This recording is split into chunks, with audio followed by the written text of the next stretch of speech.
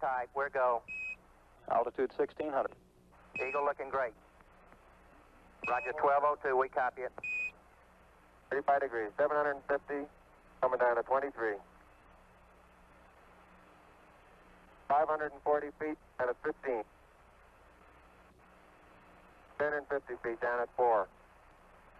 Altitude, velocity light, 3.5 down, 220 feet. 11 forward, coming down nicely, 200 feet. 4.5 down, 5.5 down. 100 feet, 3.5 down, 9 forward. Okay, 75 feet. Car's looking good, down a half. 6 forward. 60 seconds. Lights on, forward. Forward. 40 feet, down 2.5. Picking up some dust. Straight shadow. 4 forward, drifting to the right a little. 30 seconds. Forward, just. Contact light.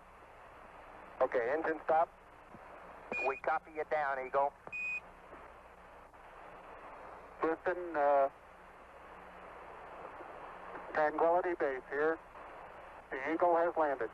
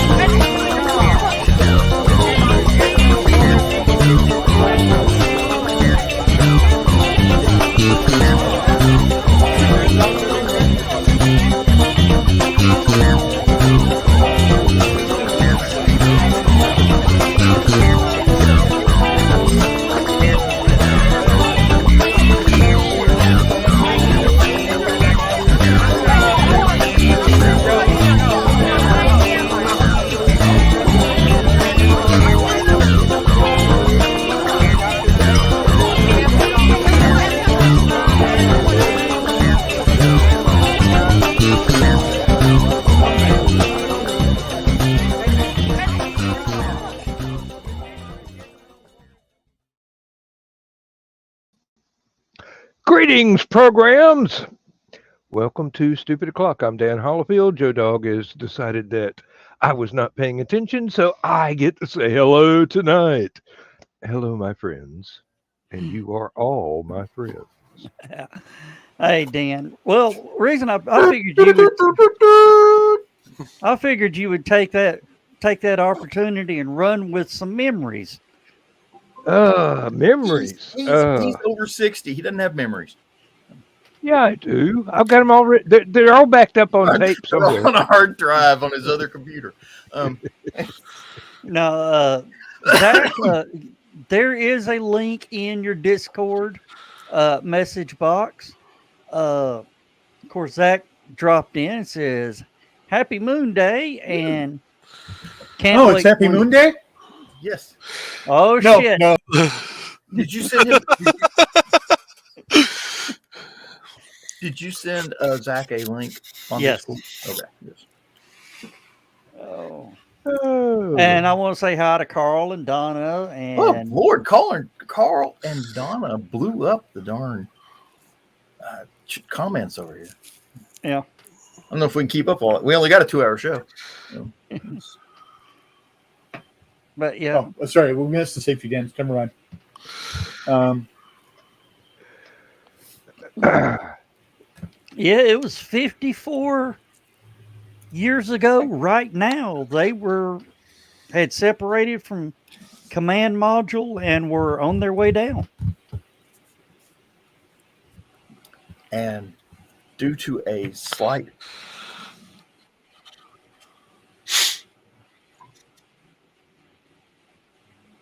Well, as I recall,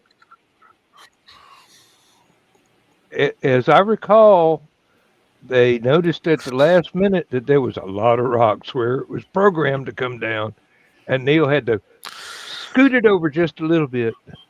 they were coming in for landing, and they flipped on the radar for the landing radar, and the computer gave an error, and it was a number that nobody knew what it was.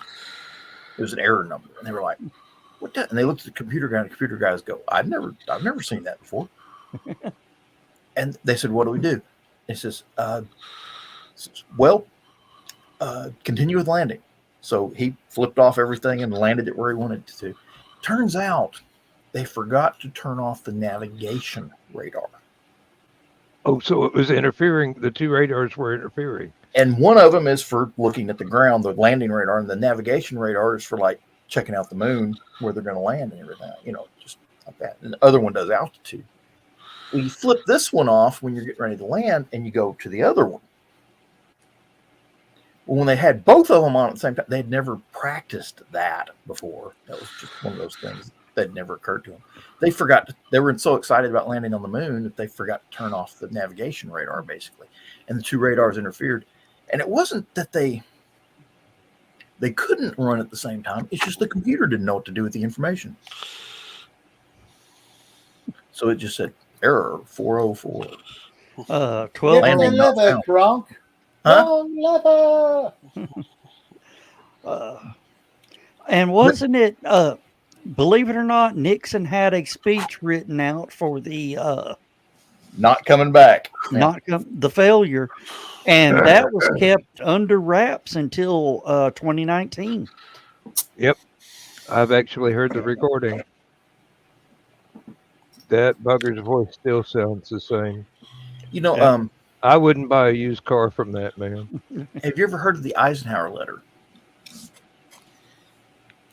When the D-Day landings were getting ready to take place, Yeah. Eisenhower had written a letter taking the blame for their failure if it didn't go the way it was supposed to. And he basically didn't want FDR or Churchill to get any of the blame if the landings failed. So he took it. His letter basically said it was totally my fault. We went with the best. We went with the better information we had. We made as much preparation we thought was necessary at the time allotted, and my fault. Oh, I believe history would note that there have been a lot of, if this messes up, I better have something ready. You remember that line, and it's probably getting credence again from I can't remember the scientist that said it, but I want to shake the guy's hand if he ain't already dead. They were doing the Trinity test.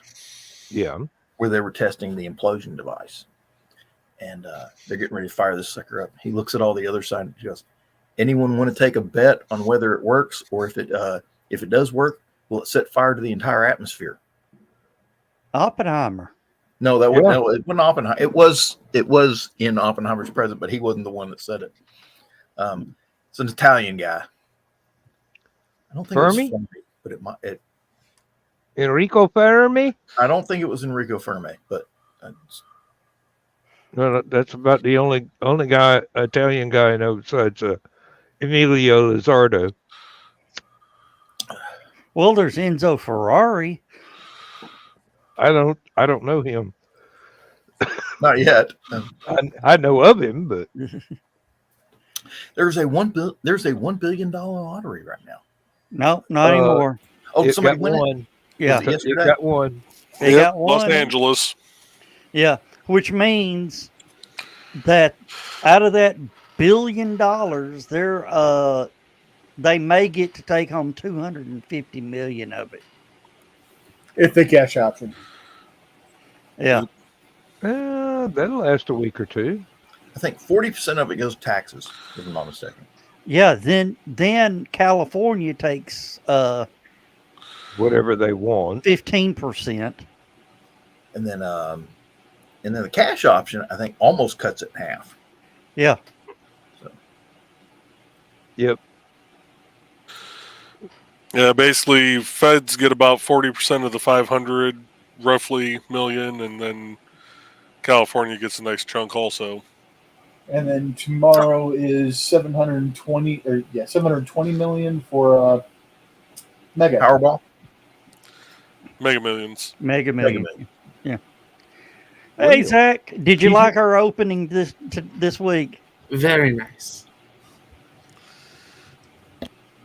Woo! Uh-oh, I know what you're listening to. Or is that you, John? That was me. Turn that off. That's did. copyright. No, I did that verbally. I'm hearing somebody. Oh, it ain't me because I got a headset on. I'm muted. There's just a fan going in my background and then a dumbass dog barking. I'm hearing the NASA space flight. No. No. You got an open tab somewhere there, Joe, that's coming through here? I don't know. I don't think so. Did they end the live stream and kick you over? Joe, that button there. Okay. It's not on his computer. It's in his head. That's. When you push the buttons, the voices will go away. Push the button, Max. You're just jealous because the voices talk to me. So how you doing, Zach? Good. How's everybody? We and Joe were watching this thing earlier. Me and Joe were watching this thing earlier on a CSI Space, whatever it is, and he was doing the thing about rebuilding the launch pad, which I wish Dan had been here, but it was really cool. Okay. And have they gotten any farther with that? I mean, is everything in place now, or They're fixing to load Booster 9 on it. Yeah, Now. they were trying to do that today. They stopped. Something went wrong, I guess. So I don't know if they've lifted or not. Last time I checked, No, it's not lifted yet. but they tested the water system and shot that I a heard bird. about. Shot a bird to Mars with it. So Have they managed to get all of that out of your lungs yet? I think seabirds? so.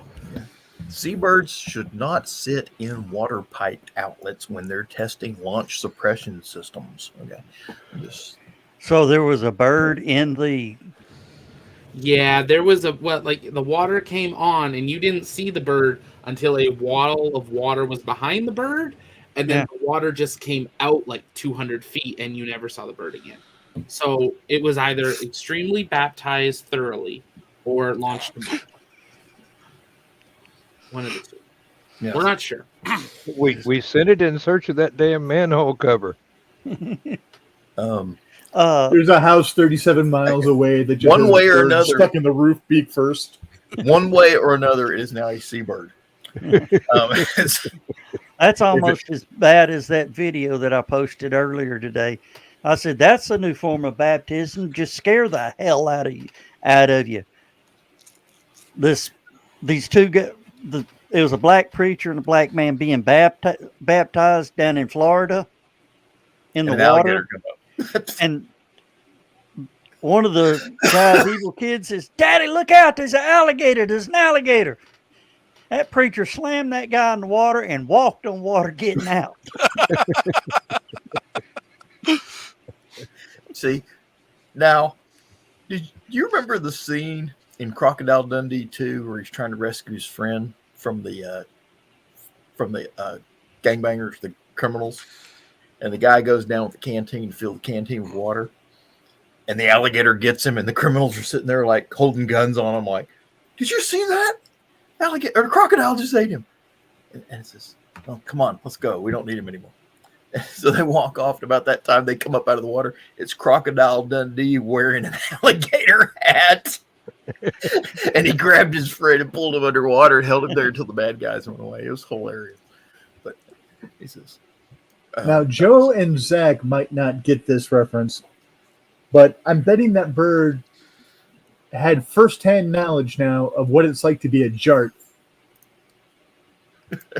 Yeah.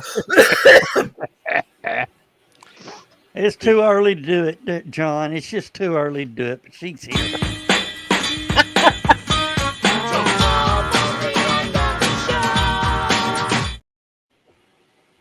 Hello, Dawn. if I win the lottery and build a custom car, I'm getting that as a car.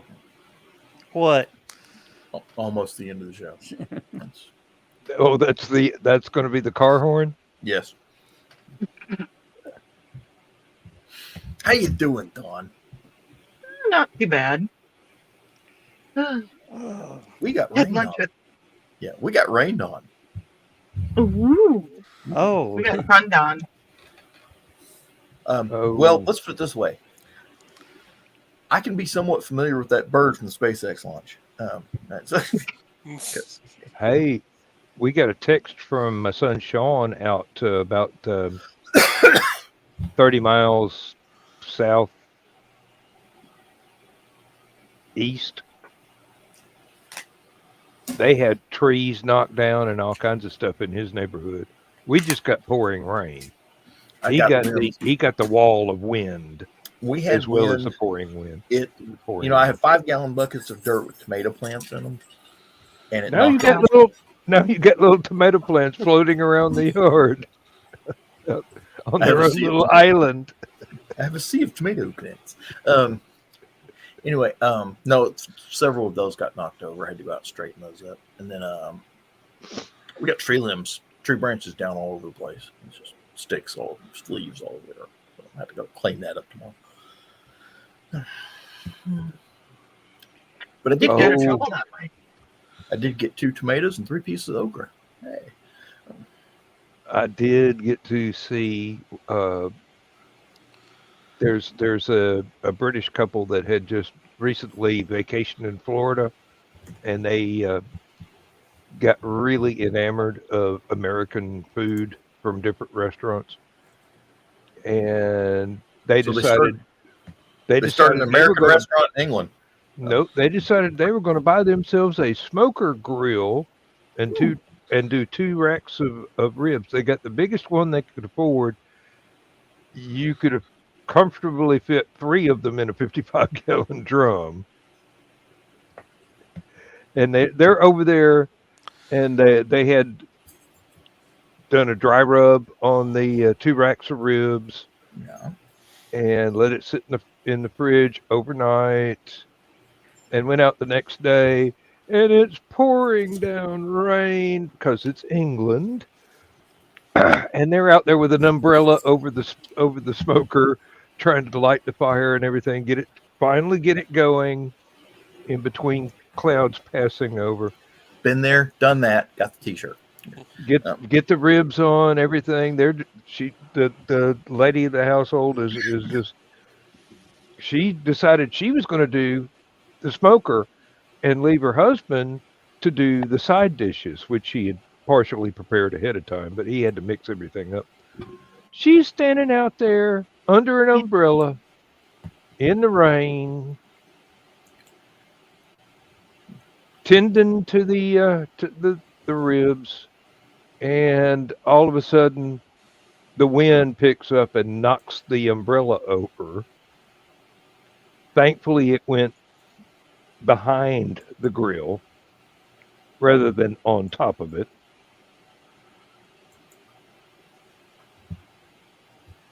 Everything turned out all right, but they had the worst trouble with the weather than anything else. I cannot begin to tell you how many times I've had to take our big deck umbrella and turn it around and put it over the grill while it's smoking. We've got one of the Traeger electric smoker grills. And I'd say the drum on it's about 30 gallons, roughly. But half of it's, you only get to use half of that volume. So, because it's rack and smoker and all sorts of stuff. Yeah. It's kind of neat. Runs on wood pellets, which they manufacture these pellets, kind of like plywood or particle board. But Traeger originally got their start making wood stove for houses. Yeah. That ran on these pellets, and it was kind of nice. And they actually had one that ran on wood chips. It was kind of interesting, but you couldn't. It was hard to get uniform wood chips. So they started making these compressed sawdust pellets. And most of the wood they use to make these pellets is alder wood, which is a very common, for lack of a better, trash wood. It's not like oak.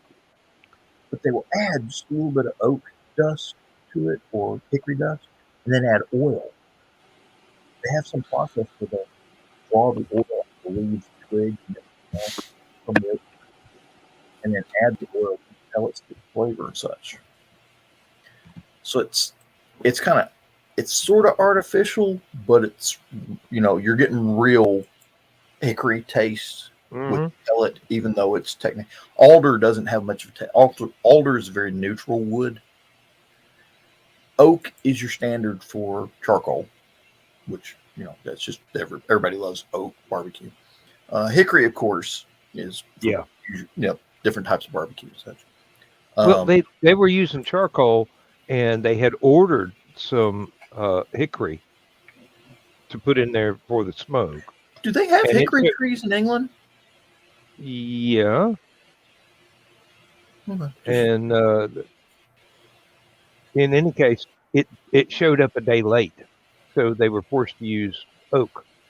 And they said it doesn't taste like the hickory smoke from Florida, but it tastes pretty good. I mean, it's got a nice smoky flavor to it. So they were oak is great for steaks. Yeah. Hickory's good. And if you're doing pork, hickory's okay. But mesquite, they make mesquite pellets. Very tasty for Mexican dishes and such. So, any rocket news, Zach, other than SpaceX scrubbed a launch and then launched anyway, or whatever? India's on its way to the moon.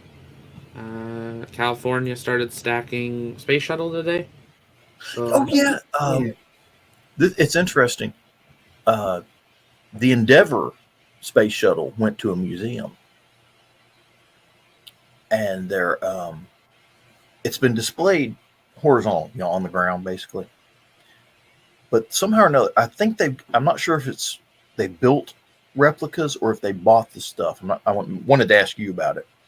But they're going to stack it in a new section of the museum, which they don't have any of the gear to do that NASA had. Yeah, I'm trying to find They're having to build stuff to take this thing, turn it vertical, and then put everything together to display. Oh, they're going to stack it in launch position? Yeah, it's going to be awesome. Oh, okay. Which is a logistics exercise that boggles the mind. What you need is the 2 guys in the truck and half a dozen come-alongs. What are you showing us, Zach? That's the mock-up of what it'll look like when it's done. So it's a real shuttle that flew. It is a real NASA external tank, which is the orange tank, and they are real SRBs. So it will be they got real stuff for it. Yeah, it'll be a 100% real space shuttle display. Glass floors that you can stand, and so you'll actually be able to see it as if you were boarding it, the way only astronauts ever got to see it. And that'll be the outside of the building once it's done. It's currently somewhere else, but it's in 5 steps, and the first step is them doing these first 2 little aft skirts, and that's what they did today. So it's a start. It'll take them, they think, a couple of years. Shuttle is currently on display in a horizontal configuration, and it'll be like that till New Year's Eve, and then that exhibit will close. and they said it'll probably be a couple years till it's back actually on display because they're going to build the building around them actually stacking the shuttle. So, yeah, well, hopefully they don't drop it. So they're going to build a fake gantry and you can like go up in the elevator or something? Yeah, it'll be stairs and an elevator that you can go up, and there'll be different levels. If I pull up, give me a second, I can pull up the other. Where is this? This is Los Angeles, the California Space and Science Center. I'll pull up. There's another picture of it. They put some stuff up today. Which would be cool. So we'll see how long it actually takes them. It's interesting that California got the exhibit of all places. Well, they just gained another millionaire, so Yeah. Houston has a fake shuttle, but the real plane, which was kind of an odd thing. But They have a fake shuttle, but a real what? they have the real shuttle carrier, the 747. Yeah. That the shuttles around. They have that, and they got one of the glider shuttles, but they didn't actually get a not Enterprise. They got one of the Independence, I think it was. Independent, yeah. But you can walk through Independence, so that's it wasn't a glider shuttle. It was or was it one of the sim ones? Systems integration test piece, and the idea was if you wanted to mount the space shuttle to something, they used this mock-up dummy for mounting to the plane, the fuel tanks, the carriage that lifted the shuttle up, so they mount it onto the fuel tanks and stuff like that. All the support equipment needed a dummy, just a stand-in, so to speak. So they got a stand-in shuttle. There were a couple of them. There was one that was made out of, it's kind of funny. It was made out of cedar. But, funny thing was they never painted it. They just and it's sitting around somewhere rotting in the woods. I think. I don't know if they ever did anything with it. They were talking about doing something with it, but I don't know if they did. And all it was for was to practice loading the shuttle on stuff. So. Guys. Yes. There's breaking news. Uh-oh. Oh dear. A woman has come out of a coma after being struck by lightning. Should we all? I think we should all leave now. Did the lightning strike her and put her into the coma, or did the lightning strike her after she had been in the coma for a while? Lightning struck her, and she was in a coma. Her mom saved her with CPR, but she was in a coma for 2 weeks, and she has something to say. I should buy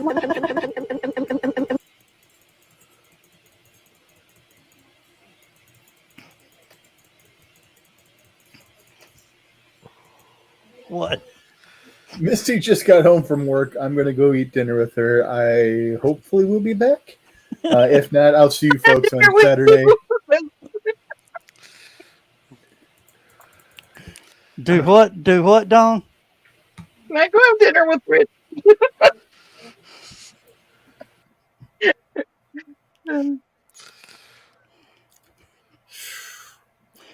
Zach just left on that one, didn't you? Me trying to find a picture and that happens. You have got to get better joke writers. Okay. No, that was an actual news report. It was. They had issues with the clip.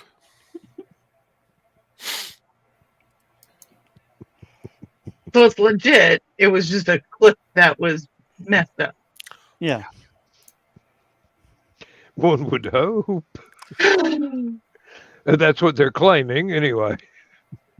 Maybe she just was a Max Headroom fan. She thinks it's 1986 and Max Headroom's still on. He's not? Only in reruns, honey. Only in reruns. I had to. With AI technology coming out the way it is, they should really redo Max Headroom. You could do it on a computer. Yeah, but see, the thing is, what a lot of people don't realize, Matt Frewer had to put on all that stuff every episode and do the Mac stuff. Yeah, that was that was all practical. effect. That was for CGI. That was practical effect. I think what they did is they went in and shot like 6 episodes of him in that. Yeah. And a lot of people don't know there were only 10 or 12 episodes to start with. A lot of people don't know that was a British TV show too. It was a British movie. Well, I mean, no, it was the production company was British. That's why most of the actors were British. Oh, do you remember Matt Frewer's episode on The Next Generation? Yes. Do you know who was originally cast for that role but couldn't because of a conflicting movie role?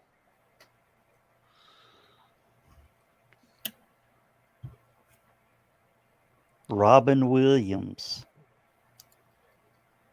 They really missed out on Robin Williams not being on Star Trek. Whoopi got him the gig, but Miss Doubtfire happened. Was that long ago? Oh. Yeah. I thought it was Bicentennial Man. Or would have been Bicentennial Man. Because a lot of people don't realize that movie took a long time. What, Bicentennial Man? Yeah, because of all the makeup and such that had to go into it. Yeah. And it was actually a good movie. That's my favorite Robin Williams movie, just because, There are a couple of scenes that are a little cringeworthy, but they're very few and far between. Adam Savage from Mythbusters was one of the prop makers on that. And he said he was in the shop one day and in walks Robin Williams. He said the rest of the day was shot, but no kidding. Producers are like, "Thanks, Robin. We got a schedule to keep here, pal." There's a script. You might read it. Oh, in Deep Space Nine had an episode, the defense of Firebase. Something I can't remember what it was, but Bill Mumy, who had played in Lost in Space, he also played in Babylon 5. Mm-hmm. He was in that episode, and he lambasted the production people at the Star Trek company because he said they micromanaged everything down to the word. If you said one instead of first as one of your lines, if the line was something first and you said that is the one or something like that, they would come back and ask you if you're changing the script. And then they would have to go up to higher to get approval to change the script. Who, on Star Trek? Yes. And he said they took all the joy out of acting. And that's why directors quit on Next Generation. Because they wasn't putting up with that shit. It doesn't surprise me though with the creators wanting to. It's such a brand that they're wanting to be so strict with it, but that's also the point of the actors and actresses is to bring life to the characters. With the technobabble, yes, because it's Star Trek. You got to have the right technobabble, or the geeks will, burn the place down. But just little line changes like that. No, that's ridiculous. A good actor can improv. Can improvise little stuff like that. Yeah, and once you get the feel for the character. Exactly. Once you get into the scene, once you get into the character, you play it. And, I've always said this, the best Star Trek episodes are the ones that don't have gadgets. The people-driven ones. One of my favorite ones is The Cost of Living. Loxana Troy is getting married to a guy she has never met before. And her daughter, Deanna, is just livid. How can you? He says, wedding dress? You mean you're not getting married naked? Which is the Beta Z tradition. He says, well, he's from a culture that's very, strict, conservative, So she's upset about that. And then Alexander doesn't want to mind his father because he's an 8-year-old kid. So imagine that. Typical. Wait till he asks for the keys to the Enterprise. Oh, do you know who the original Alexander was? Graham Bell? Good answer. You beat me to it. Who? Oh. No, technically it was Richard Burton. Yeah.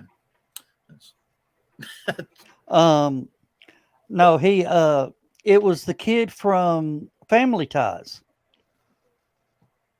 Really? Yeah, Brian Bosnell. When they brought the kid in, and the classic curse of TV sitcoms, bringing in another kid. Mom has a baby, and next season it's 6 years old. Mm-hmm. Yeah. Hey, W.C. Fields said it best: never work with kids or dogs. Or animals, I thought it was. Animals. Never work with children or animals. I remember a W.C. Fields story. Long after Prohibition, one of the other actors that he was really good friends with went to visit, and W.C. Fields took him up to the attic of the house and showed him all these bookshelves full of liquor bottles, unopened, full. The friend turned and said, Prohibition's been over for 20 years. W.C. Fields turned around and said, it might come back. That's a prepper right there. Well, didn't they say you need to know how to make whiskey because alcohol will be a commodity? Mm-hmm. Beer and whiskey, and wine, and vinegar. Vinegar's the big one, actually. Yeah. Malt vinegar. Now I want fish and chips. Yeah, me too. Damn you, Dan Hollifield. I got to go to. But he's never been told that. Yeah, really. That's all right. I've been married several times. Yes, I have been told that before. Ooh, Zach, drone is up around the chopsticks. Are they finally going to lift the big piece of metal? Yeah. Well, it's hard to believe that 3 months ago right now that was a crater. 3 months ago right now I was coughing up concrete and blood. 3 months ago, Zach was getting hit with little pieces of crater. And running for cover. We're going inside. Yeah, we had it. We had just switched over to you, and we're gonna. Let's see what Zach's doing. He's going. Run away! What is that? And we're all sitting here like, oh my god! What the hell just happened? That's what lots of people did. That's why the Weather Network, the Weather Channel, and CNN all picked it up and ran it nationwide. It's the 4-second clip of me going inside. You don't even see my face. They clipped it from right after my face leaves the camera to empty screen. I was like, okay. Can I get a paycheck? No, that's why everyone's on strike.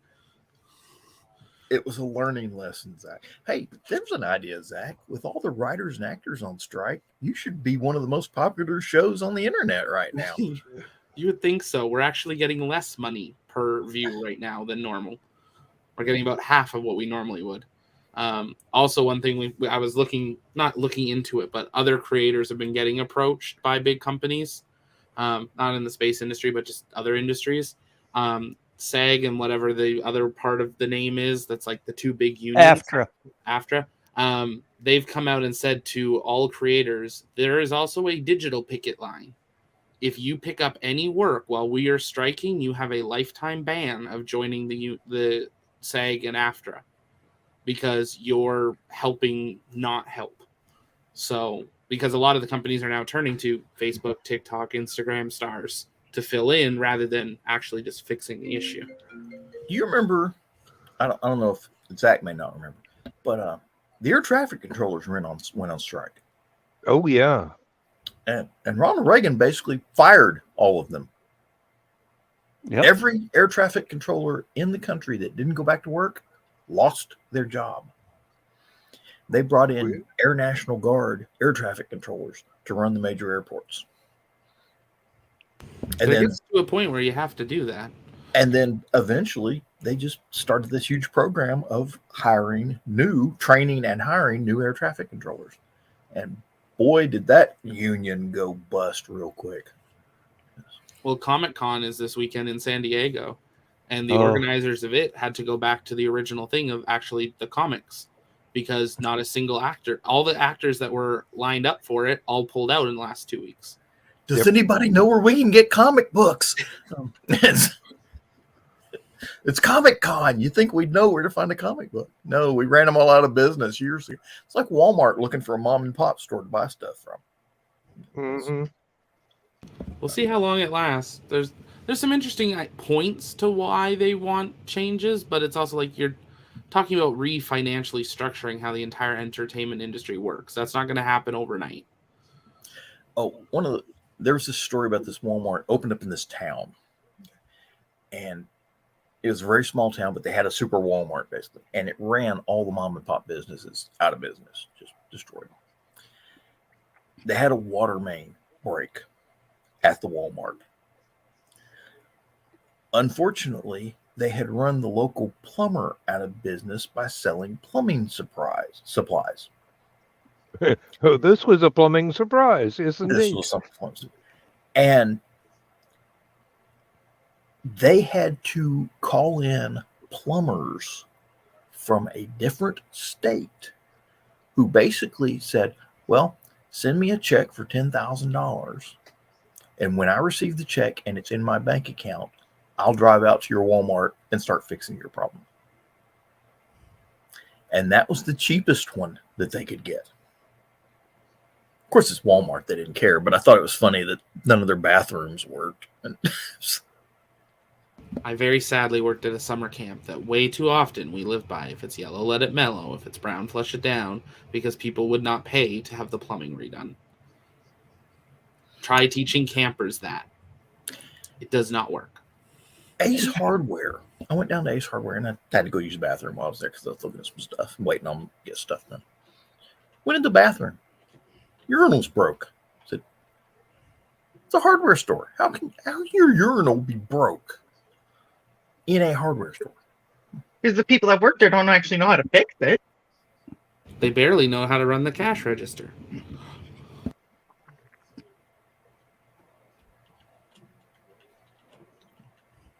I mentioned it to the manager. Says, your urinal's broke. Yeah, we're trying to get something fixed. It's a hardware store. How hard could it be? It's also a urinal. You have the technology. It's also a urinal. How many parts could be broken on it? Strangely enough, a urinal has a lot of odd parts that you don't see in normal toilets. You got that big gasket in the back that you actually have to unmount the whole damn thing. Then you have the impulse seals and stuff like that for the flush handles up top, and the water valve on the very top of it, and just all sorts. And then there's the warp engines. I used to have to fix them at the National Guard. So we had the problem. National Guard, they only train basically once a month for one weekend, 2 days usually, and then you have a annual training that's 2 weeks every year. So the problem is that a lot of the plumbing would dry up because From lack of use. From lack of use. Oh, Yeah. when we deployed to Iraq, we came back, that whole armory smelled like shit. Why? All the little U-tubes underneath the sinks and toilets and everything had dried up.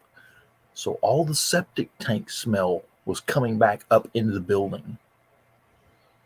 because there wasn't any water in the P trap. They call them P traps to keep the gas out of the plumbing. That's why they put that little U-shaped thing in the bottom of the sink. The U-bend, yes. It holds a little bit of water, and it keeps the sewer gases from coming back into your house or building. Right? That's why you got that little vent through your roof. Yes. Because if you don't vent it through the roof, it vents into the house. When the air conditioner cuts on, Well, that actually cuts the suction, so that when you flush your toilet, it doesn't try to go back into the other toilets and stuff, or the bathtub. That's the vent. That vent on top actually draws in a lot of air, so that the air can displace the water, and the water goes to the septic tank. Yeah. Yes, I had to learn all this stuff in the National Guard fixing toilets. And if everybody's impressed that I know all this stuff about guns and explosives. But let me tell you, in the Army, I learned a lot about cleaning toilets, waxing floors, scrubbing showers, and cleaning P traps and fixing lawnmowers. And so John knows his shit. Yes. He I know a lot of people, a great little wife. I know a lot of people's shit. Let me tell you. At least 150. You want to hear what somebody I know, I'm not going to say any names, who works at a hotel, still not going to say any names or what hotel it is. They have a bunch of their housekeepers that believe that if they flush the little bars of soap down the toilet, that it'll clean the pipes of the toilet. So somebody has had to fish numerous bars of soap out of the toilet. I mean, the theory makes sense. Oh. Okay. No, it doesn't. You know what? You know what is the number one? You know what? That's the number one thing that clogs plumbing in the average house. So Q-tips.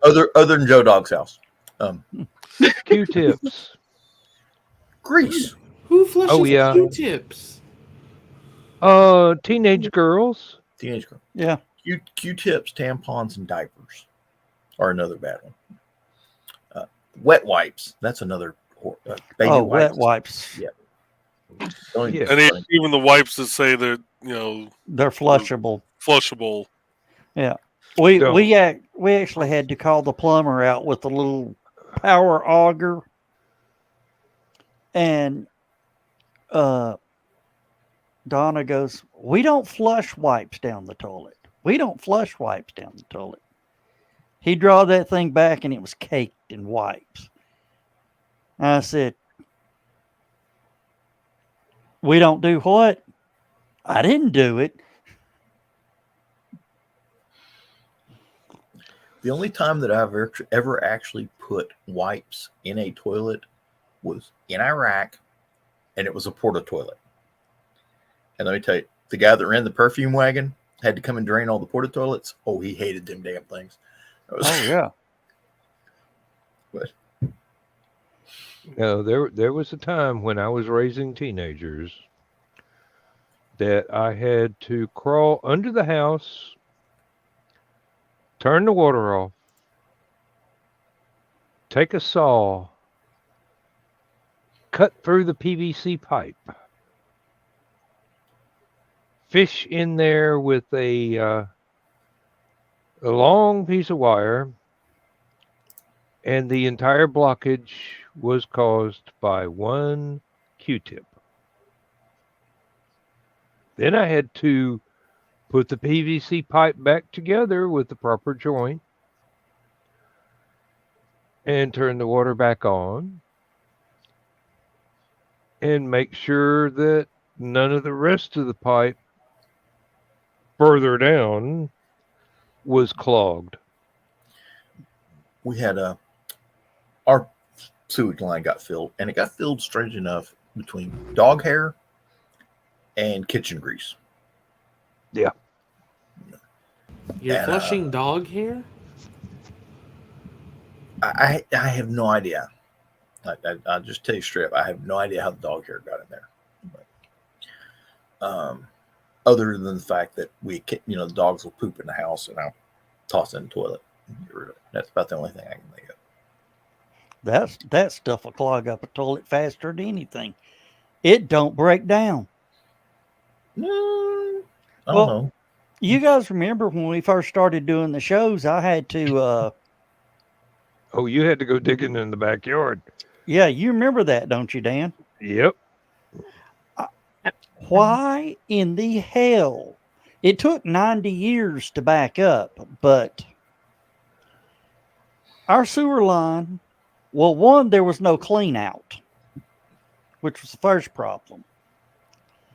Next problem is it went and made a 4-foot drop into a 90-degree angle into the side of the main.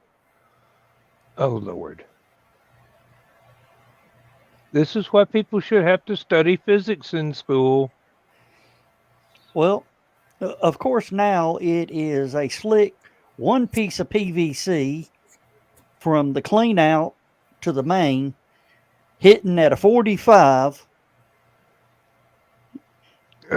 and concreted around to where none of it can leak out. Ours, they came out and they found our septic tank. Our septic tank did not have a hatch. Oh. So they had to dig down, find the top of the septic tank, cut a hole in the septic tank, mount a hatch. We now have a hatch on our septic tank. And then they went in and they put the truck thing in there and they started doing the suction thing. And they did it for a few seconds and pulled it away. And it's like a giant toothpaste tube squirting out toothpaste, but it was all grease and hair and toilet paper and the stuff that was on the toilet paper all coming out in this one big, long, greasy worm into the septic tank. And they sat there. And then they put an auger in there and made what they call a poop smoothie. No, they just used the thing. They had this big chuck, I guess you'd call it. They were just beat it all to hell and sucked it up with the A lot of them. You've seen the post hole diggers, post hole augers. They use those to break it all up inside. And they go, ooh, it's a poop smoothie. Smells like money. Well, the thing was, they had already gone and got enough equipment to cut the hole in the top of our septic tank and mount this hatch. So I guess they didn't want to go around and get more equipment. Oh dear. And there, I remember a story about a New York, the major sewer system blockage that was nothing but a dump truck size ball of kitchen grease, basically, that had all collected in this one spot. When we got to Iraq, the unit we took over from, when they first got there, they did not have toilets or porta toiletry and that stuff there at this fob we were at. So they had one of these old-fashioned Vietnam era plywood and 2x4 outhouses with like over 4 seats in it. No. It sat up off the ground about 3 feet. They had taken 55-gallon drums, cut them in half, and put one underneath each of the holes. And every day, somebody had to go out and drag those little cans out, drop some diesel fuel in it, set it on fire. Let's hope the wind was blowing towards the enemy. Yeah, that was. By the time we got there, though, they quit using it. They had actually brought in septic tanks and hooked up all the bunkers. We actually had urinals in our bunkers, but they'd broken the toilets. And for some reason, the Iraqis don't normally use toilets. They have this big, it looks like a wash basin, but it's in the floor and it has one hole. So they basically kneel over it and do their business, or squat over it and do their business. which is kind of odd to me because these things, it only has a 2-inch septic line, drain line. I didn't even know they made 2-inch PVC pipe. It's on the supply side, but yeah. It's not supposed to be used as drain lines. No, but that's what these things had. And somebody had come in, cemented in these squat basins, and put toilets on top of them. And of course, a toilet minimum should have 3-inch PVC minimum. Preferably to have the bigger stuff, which 4-inch? I think. Yeah. Standard drain lines 4-inch. Of course, so we couldn't use any of those. But the urinals worked fine with the 2-inch drain lines, no problem. So we had porta toilets outside. We could shave inside, we could pee inside, but we had to go outside to do poop. So, which was the world's biggest sandbox, and they can't figure it out. Well, no, you know they ran out of sand in Iraq. Yes, that's exactly what the U.S. Army said. It's like, we're in the middle of the desert. How do we run out of sand? What they needed was sand for concrete. Oh. Which was a different kind. You can't use desert sand for concrete. It's too fine. You got to use sea. I guess you call it sea sand. I don't know what the hell they call it. But river sand. We be right back.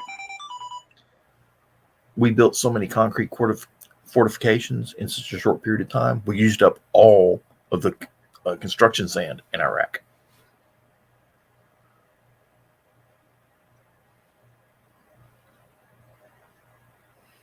Yeah. And they sent this request up. We said, we're out of sand. We need more sand. So they sent the request up for sand. And the request went up chain of command. And people in the Pentagon are going, it's a fucking desert. How do you run out of sand? It's not that kind of sand, you idiot. And this is why some of our lawmakers should not have any kind of power. Well, no, it does. I mean, if you think about it, we're in the middle of the desert. We should have plenty of sand. It's in everything. It's in our food. It's in our underwear. You know, he explained it perfect. It's in everything. It's you're probably still finding sand from when you were over there. Do not laugh. Because I can go in the next room. I did an experiment. I took a book that I didn't want to get messed up because it had pictures and stuff in it. Put it in a Ziploc bag, sealed it. Put that in another Ziploc bag, sealed it. Put it in a Foot Locker, kept the Foot Locker locked. It got shipped to Iraq. We get in there, my Foot Locker shows up. Foot Locker's full of sand, which you kind of half-ass expect that because it's been traveling in the back of trucks and everything else to the desert. I open it up, pull that Ziploc bag. First Ziploc bag has sand in it. Kind of expected that because everything gets sand in it. Open it up, pull out the other Ziploc bag. It's got sand in it.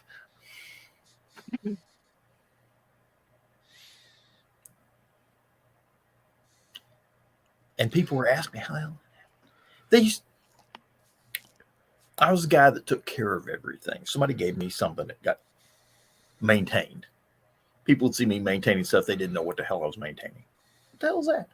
It was a laser targeting device for rifles and machine guns. I've never seen one before. Me neither, but they gave it to me and told me to hang on to it. And fix it, because it ain't working. No, it was brand new. It's just they said, here, take this with you. Yeah, take this with you when you go to Iraq.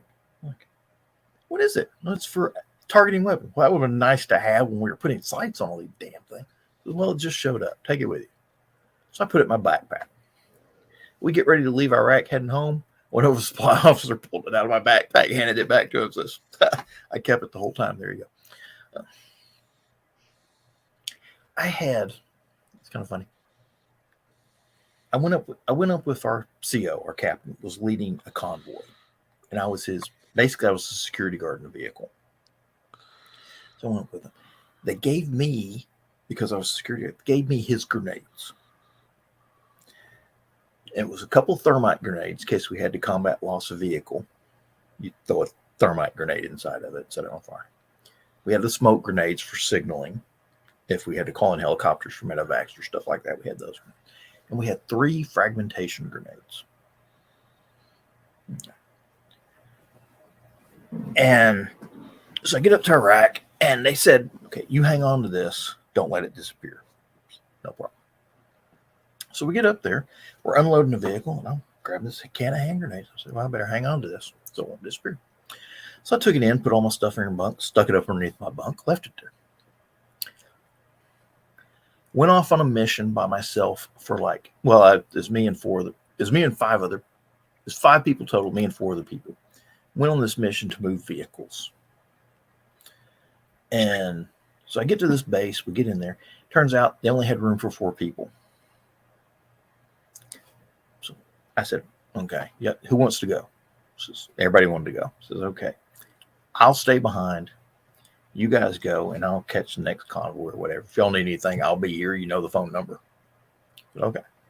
So I got stuck there sitting around doing nothing for like 2.5 weeks. They finally came back. Their convoy got delayed. They finally came back. I got in with the convoy, went back to our original fob.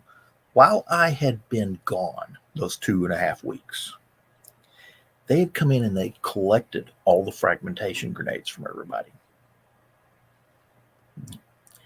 Except for yours. The 3 fragmentation grenades and the thermite grenades and all the other grenades that were sitting underneath my bunk there at the fob, inside the bunk. So I'm saying, says I probably ought to say something to somebody, but there's an old adage in the military. It says, it's easier to ask forgiveness than it is to ask permission.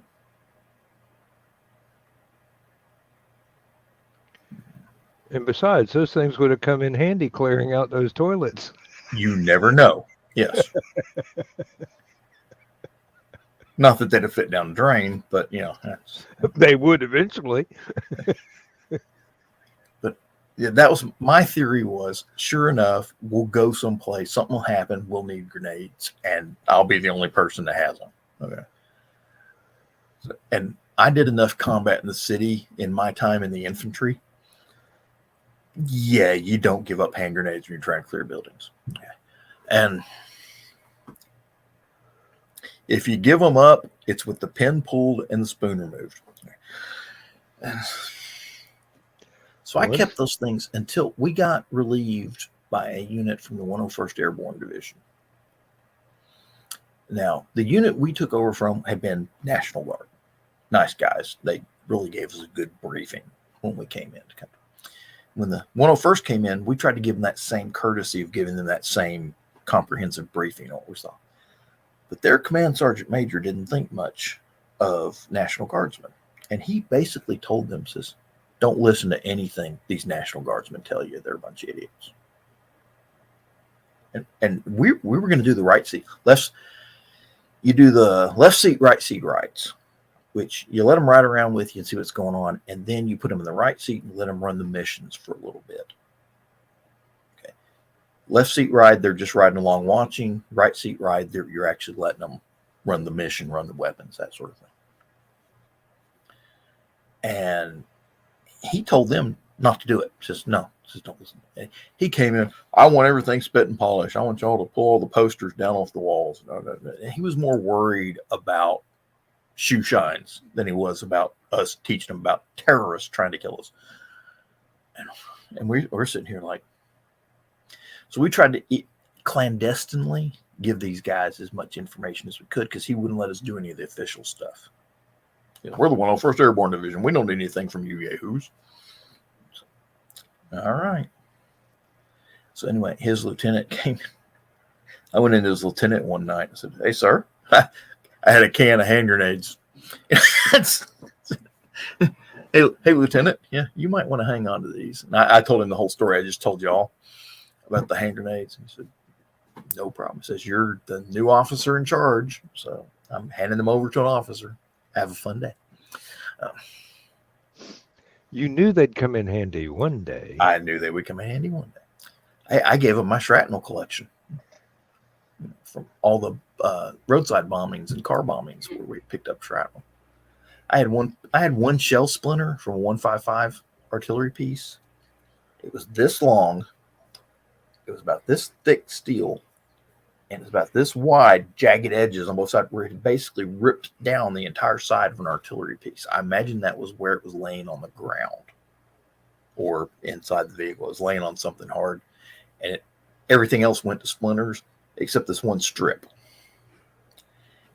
And it looked like some nasty Lord of the Rings orc throwing knife. I mean, it was evil looking piece of shrapnel. I showed that to some of those new kids that were coming in from the first, and they were looking at that. Their eyes got about this big round, like, that's a shell. They were artillery guys. They apparently didn't know what a shell splinter looked like.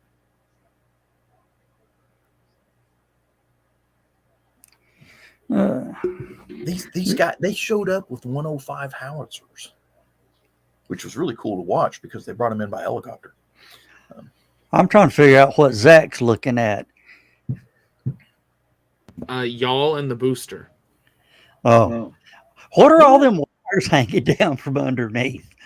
Well, once you light the, it's kind of like threads on clothes. Yeah, But, once you light them, they'll all just, You melt. burn them off a lighter? Yeah.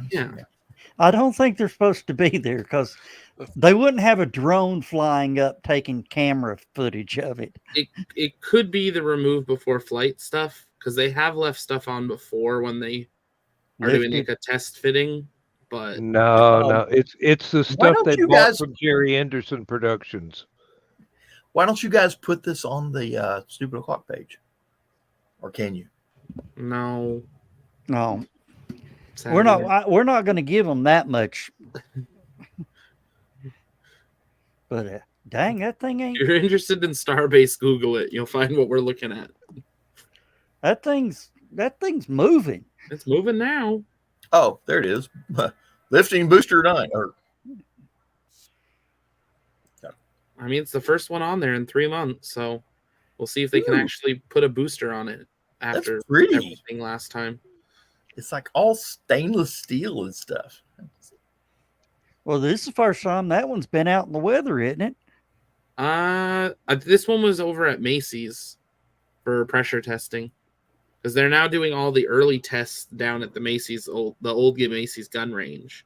Yeah, and then they bring it out to the orbital launch mount for like fiery testing. So yeah. Well, that way they don't burn up their road closure time. but they have to close the road to go to Macy's. Mm-hmm. Yeah, well, you can only, you close the road for an hour and a half, 2 hours. Yeah, they're trying to figure it out.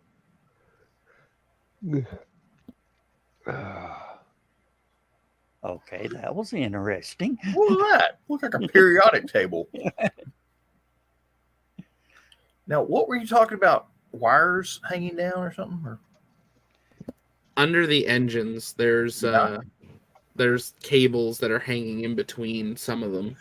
What you want to bet they're plugs? And that's the cable for pulling the plugs. To keep seabirds out of the engine. Yeah, it looks like Cat 5 wire, like a Well, you gotta rat. put in the booster and give it an update every now and again.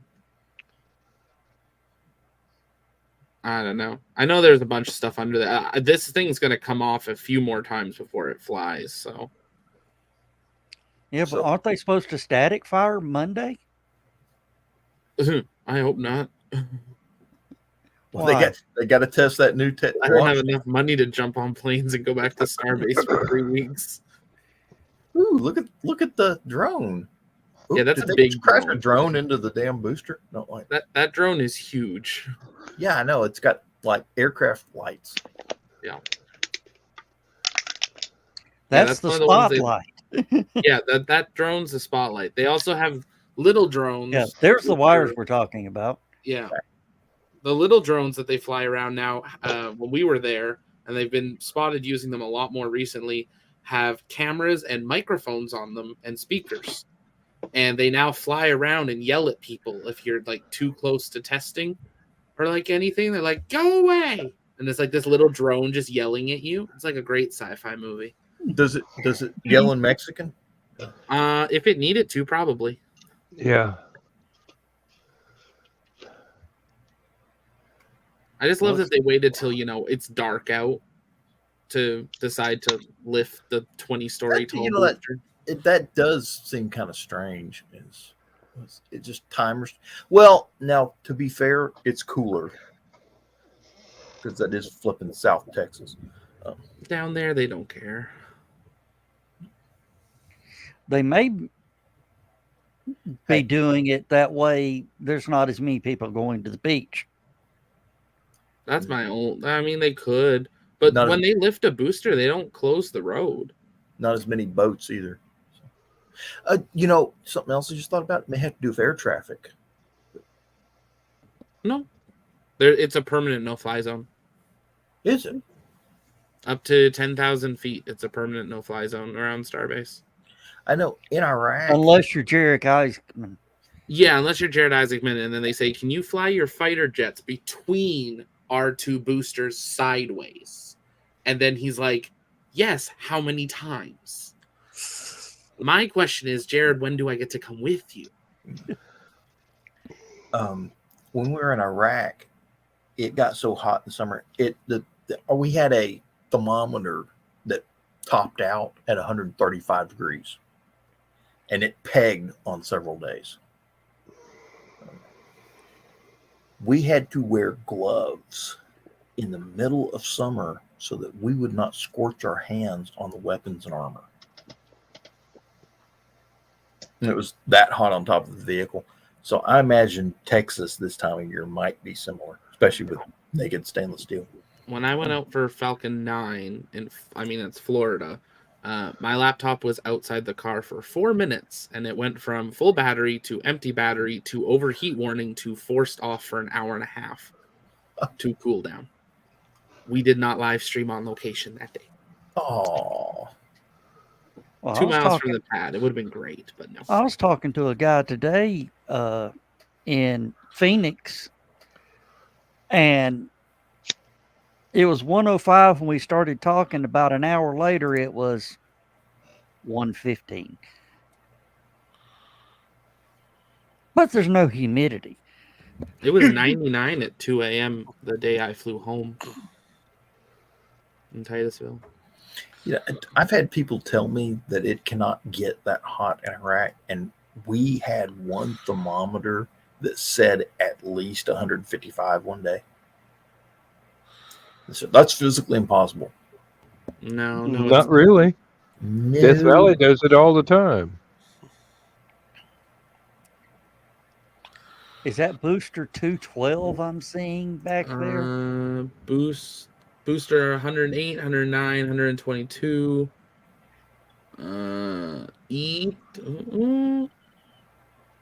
I can't tell if that's a 7. What? Which one? Second row between 109 and 122. Probably booster. That's probably engine 191. I doubt that's engine 91 on the far left. But yeah, see, all of those go into the booster, so they've got to have like remove before flight stuff inside each one. But they can access that once it's on the orbital launch mount. If you look, it's taped to the bell, just sort of hanging outside the bell. That's why I think it's a plug. That's where they go in and they'll yank that loose and then pull the plug out up inside the bell.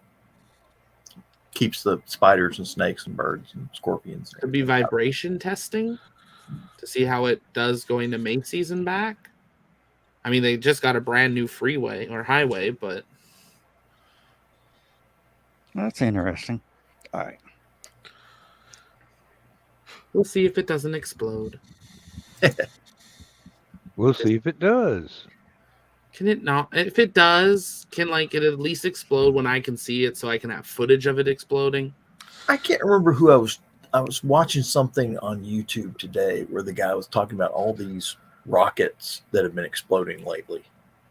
Rocket motors and stuff exploding.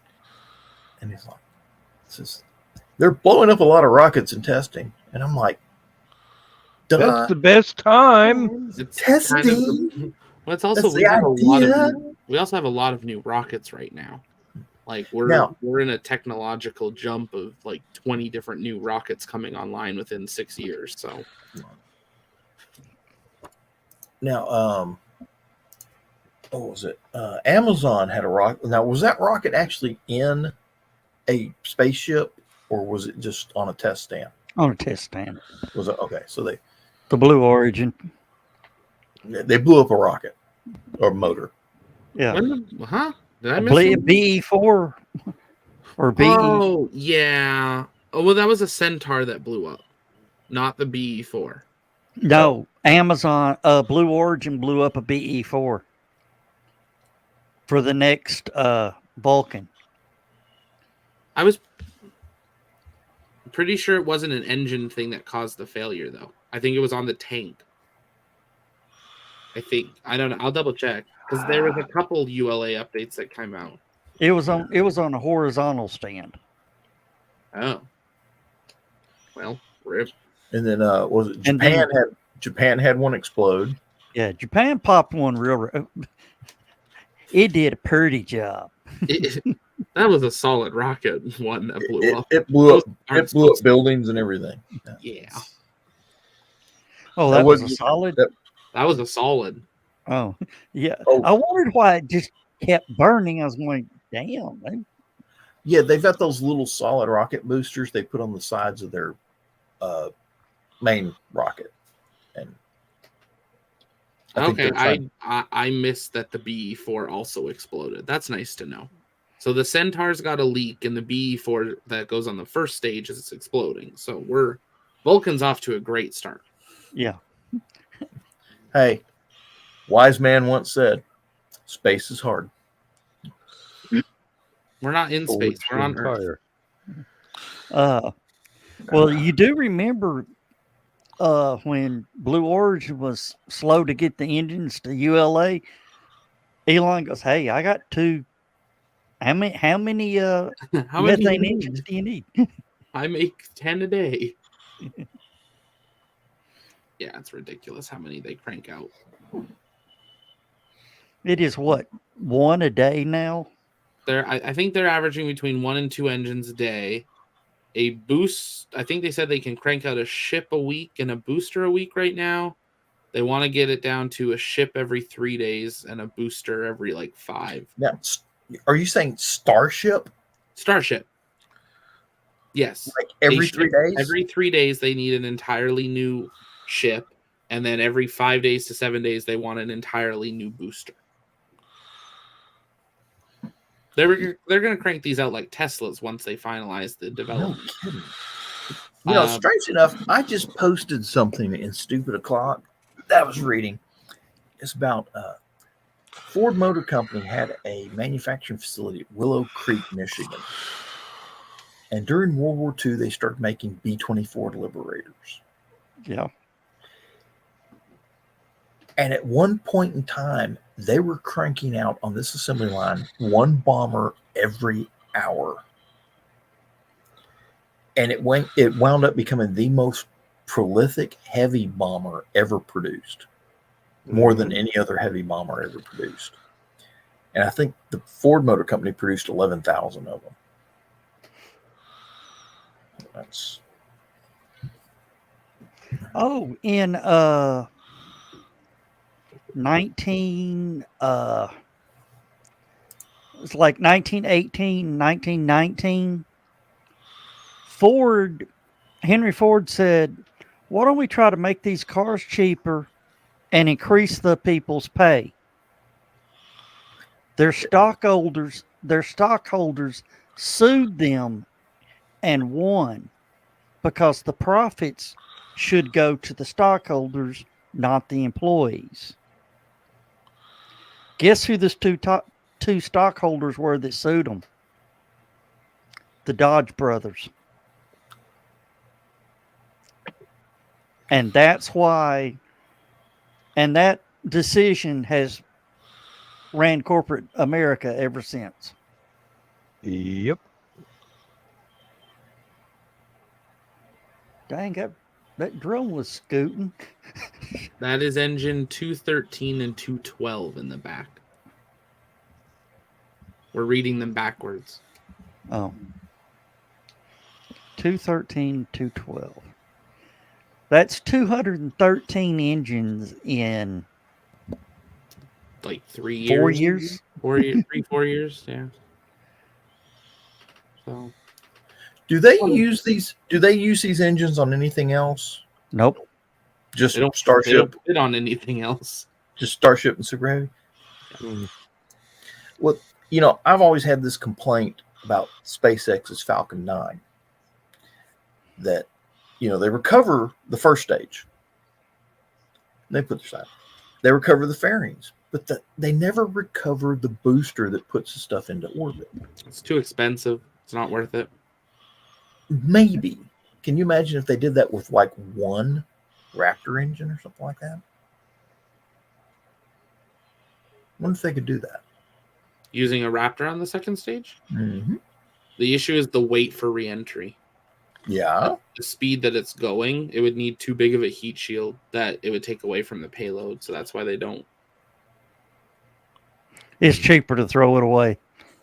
I was talking to one of the people at one of the higher ups, I think it was at RFA, and for their booster that they're building, the cost of the entire first stage's tanks is equal to one of their 9 engines that are on the bottom. So they would rather even just throw away the tank. It's saving the engines. Hey, Zach, next time you're having dinner with Elon Musk, throw this idea at him. Build a starship that is designed that all it does is recover the booster buses that put the satellites in orbit and stuff like that. Recover Falcon's second stage. Recover the second stages. They dock with it, they load them inside, and eventually it lands with all the second stages in. If they're still not using, if they're still not using Starship to put the satellite. Starlink. Yes. I mean, How big are the Falcon second stages? They'd fit. No. How big are the Falcon second stages? 10 feet across, 20 foot long, something like that. About a little bigger than a minivan. Okay. They are. Whoa. Let's see. Something like that. Yeah. It's smaller than Hubble. Yeah. That's why we want to save Hubble with Falcon 9 or with Starship. And do these? It is 45.3 feet tall by 12.1 feet in diameter. So it's 50 foot Do long. these fall back and burn up, or do they go into orbit, or what? They deorbit them, so they target them to crash in a specific part of the ocean. So Point Nero. If they didn't deorbit them, they would be in some kind of orbit. Yeah, they'll eventually decay. The last time that happened, it's like once every 18 months that happens. One just doesn't deorbit. The last one came down over Seattle. People thought Transformers had arrived. They were very disappointed. Didn't they just find one in Australia? They found some of the trunk, I think it was. That was a big thing that they were confused about, because the trunk of Dragons, that bottom part, and they jettison it right before they come home, because that has all the solar panels to give it power. It was designed to burn up, that it shouldn't survive re-entry. And a guy walked out into his farm field and found just this huge wedge of it in his field. The thing they found on the beach. This is this week. Tells you how far out. Well, they found what? Rocket part. Looks like a small fuel tank. So. That's from whose rocket was that from? Yes, I did see that. It was not Falcon 9. Oh. It was India's, I think they said. It was part of the GSLV, I think. Is that the moon thing? Yeah. Okay. That's the India's version of. It's not Falcon Heavy, but it's not SLS, but it's kind of in between. It's going to launch people eventually. It jumps off the pad, though. Oh, yeah. I don't know if I want to ride it or not.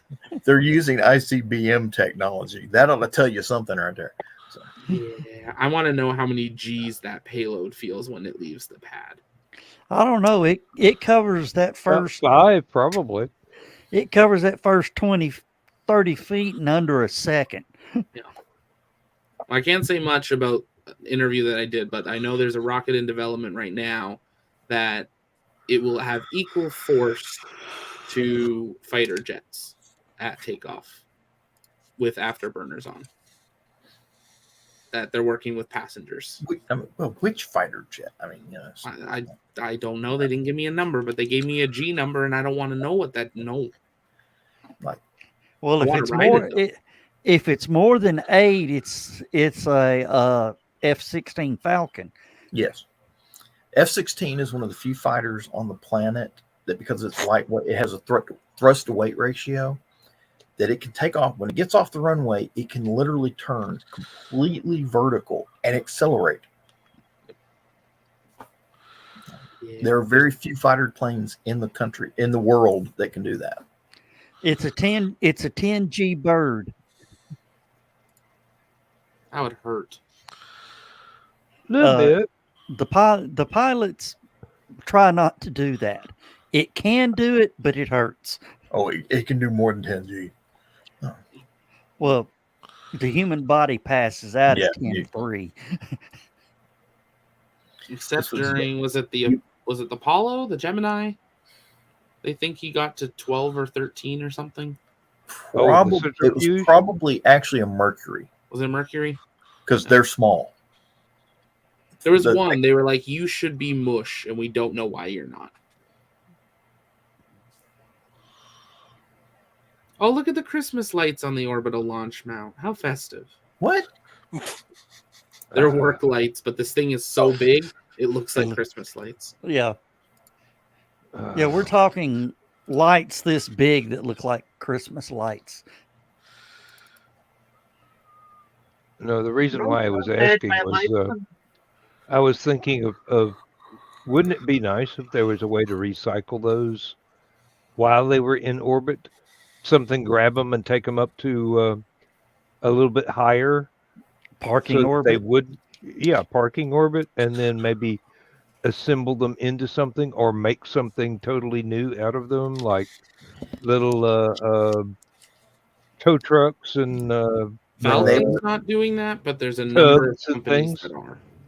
There are a number of other ones that are actually designing vehicles to be deployed to do as such, and there's a couple companies working on designing their second stages to actually be refuelable, that they'll go up, they'll deploy payloads, and then that second stage can be refueled and can go do other things and play bumper cars or other stuff. Right. Yeah. I mean, you're throwing all this stuff up there. It makes sense to be able to deorbit the space junk. That you're going to see a lot of drones in the near future that do that sort of thing.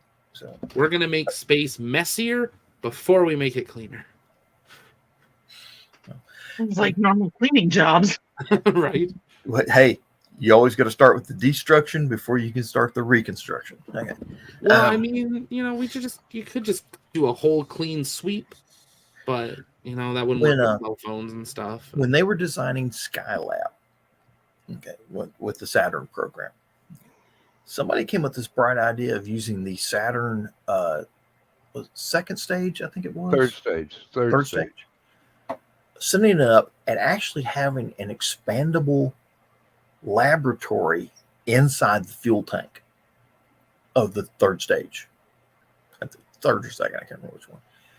And basically, once it got to where it was going, they would open the hatch, expand this expandable thing, and then bring all the furniture in and have a Skylab inside the old fuel tank. But for whatever reason, they killed that idea. They had so many great ideas that would have worked, but they didn't use them for whatever reason. If shuttle hadn't been late, we probably would have seen Saturns fly a lot longer, because Skylab would have stuck around. Right. And Sea Dragon. God, I would have loved to have seen one of those. One day. Just one. We did Ares 1X once. Let's just do one Sea Dragon. One Sea Dragon. Burn 5%. Can we of the crowdfund ocean. that? I mean, seriously. I mean, we'll drain the ocean 5%. People are complaining the oceans are rising, and they are happy. We get a Sea Dragon launch. Win-win. For those of you who don't know, Sea Dragon, the guy who designed, I wish I could remember his name right offhand, but I can't. He went on to design Evel Knievel's Sky Cycle that jumped the Snake River Canyon. Okay. He had a hand in designing the Polaris missile for the U.S. Navy, submarine launch ballistic missile. He came up with an idea for a bigger version, much bigger, like 4 times the size of a Saturn V rocket. Yeah. It could put 1 million tons into orbit. Yeah, there you go. It was beautiful. And there's a representation of the Saturn V underneath it. Yeah, the little white rocket underneath the big rocket is a Saturn V. And the idea was they were going to build this thing in a submarine Dry dock. There we go. And then tow it out to the ocean. Now, here's what was interesting. They were going to use a nuclear aircraft carrier to electrolyze seawater into hydrogen and oxygen. Oh, can we run that, Joe? Not the video, but a picture should be no issue. Okay. Yeah. I will throw that on Stupid O'Clock again. But they were going to use a nuclear aircraft carrier, the power from it, to electrolyze seawater to make hydrogen and oxygen as the fuel for the rocket. So you build the thing, you tow it out into the ocean with no fuel on board. There's a weight on the bottom of it. Once it gets to where it's going, they fill it with water and it tilts the rocket up straight. Then they start doing this electrolysis process and pumping hydrogen and oxygen into the fuel tanks. And that's the fuel for it. And the thing was, the guy who designed it, he said it would have been cheaper than a Saturn V, even though it was bigger and could carry more payload. Okay. And it used a lot of the same hardware from the Saturn V program. The capsule that was on top was basically a Apollo command module. The launch escape system on top was from Saturn. The computers, all the controls and everything on it were basically the same as what NASA was already using. So it wasn't going to be that big of an, as far as training astronauts and such, it wasn't going to be that big of a step away for them. The only difference is it was basically a giant ballistic missile. And it was huge. It was massive. It was, yeah. It's bigger than an aircraft carrier. Well, it's about the same size as an aircraft carrier. Saturn V won't lay on the deck of an aircraft carrier. Sure it will. It's only 365 feet tall. Aircraft carrier is about 1,000 foot. That's why people wanted aircraft carriers to be used for Starship. Yes. Enterprise was the original Enterprise aircraft carrier, or the nuclear aircraft carrier, CVN 69, was 1,095 feet long. Or 1,065 feet. Nimitz was 195. 69 is the Ike. No. Did I say 69? 65. Yeah. 65. CVN 65 was. Yeah, 69 was the Ike. That was my brother's boat. Yeah, my brother was telling me he was captain's cook chef. And they were in some rough seas one day, and Captain called him up to the bridge. He said he watched green water roll over the deck. And Chris, Enterprise was its own class. Eisenhower was one of 4. No, Eisenhower was Eisenhower Nimitz class, or was it Nimitz? Because it was nuclear. I couldn't remember. Yeah. Nimitz. Eisenhower, I want to say Kennedy was. Yes, Kennedy was Nimitz class. Yeah, of course, Nimitz. I think Reagan was the last Nimitz class. You had a Carl Vinson. Yeah. Was it Roosevelt? I don't know. Eisenhower, Vinson, Roosevelt, Lincoln. That's one. And Those are George Washington. Those are Theodore Roosevelt subclass, not Nimitz. yeah. Reagan was the last Nimitz. I think George W. Bush is actually the first Ford class. No. Ford is Gerald R. Ford, first ship of the class. Bush was a modified Nimitz. Yeah, so this is saying that Eisenhower and Carl Vincent were Nimitz subclass. Right. Roosevelt, Lincoln, and Washington, and Stennis and Truman were Theodore Roosevelt subclasses of Nimitz. And Reagan and George H.W. Bush were Ronald Reagan's subclass of Nimitz. They're very similar to Nimitz, just there's minor technology differences based on radars at the time, fun stuff like that, and reactor upgrades and things. Most aircraft carriers only have 2 nuclear reactors, except Enterprise. Enterprise had 8, and it goes 8 back little bitty ones. 8 little bitty ones. And the reason was Hyman Rickover, the admiral who was in charge of basically building the nuclear navy, he told them, says, we can't screw up, because if we screw up once, we'll never have a nuclear navy. They'll never let us do nuclear again. And so they put 8 reactors on Enterprise. So if one of them started having even the most minor problem, they'd shut it down and go to the next one in line.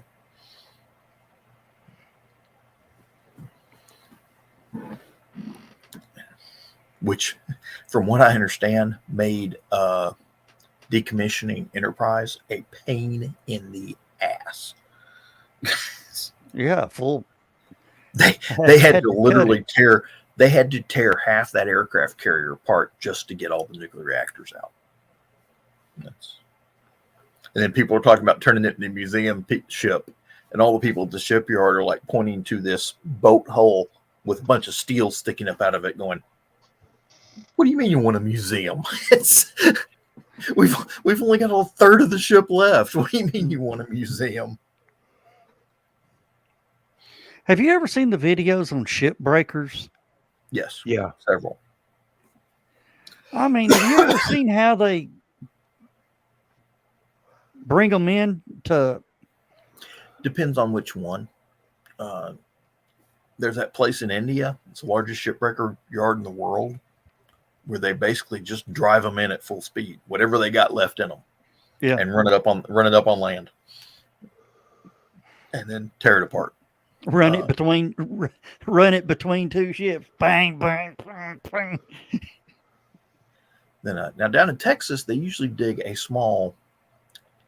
It's kind of like a dry dock, but it's a ditch, and they drag the thing up in the ditch. They had this cool thing. It shocked me that they had these things. They were these big inflatable tubes. Good night, Carl. Good night, Carl. Looked like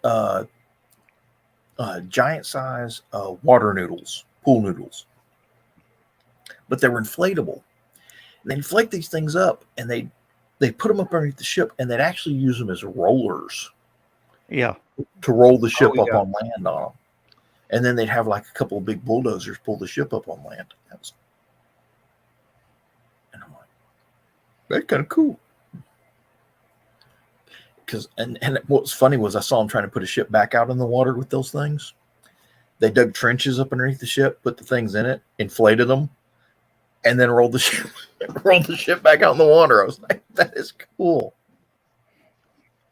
The problem is when they get to the end, if it pinches them just right, it explodes. It sounds like shotguns going or cannons going off.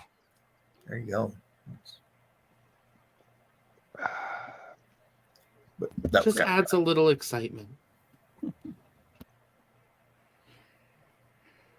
I wonder if we could crowdfund Sea Dragon, Zach. Come on, Zach, you're like the rocket genius here. I'm pretty sure it's been tried. The issue is ITAR and all that. If I tried to do it, it'd be an international incident and all this. Yeah, he is Canadian, so. Hey, For now. wonder if we could sell that idea to North Korea. Just walk across the border and give it to them. There you go. Just stand at the border, hold up the sign. Hey, y'all need to do this. That's. Oh, Hey. that is such a bad pun. Oh my God, that is horrible. Do you see that, Zach? Oh, that is horrible. Yes, and I love it, and I'm screenshotting it. There's no way they can launch anytime soon. You guys are delusional.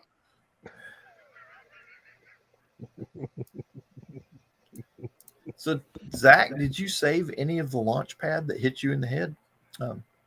I've got a little bit of powder residue that we like.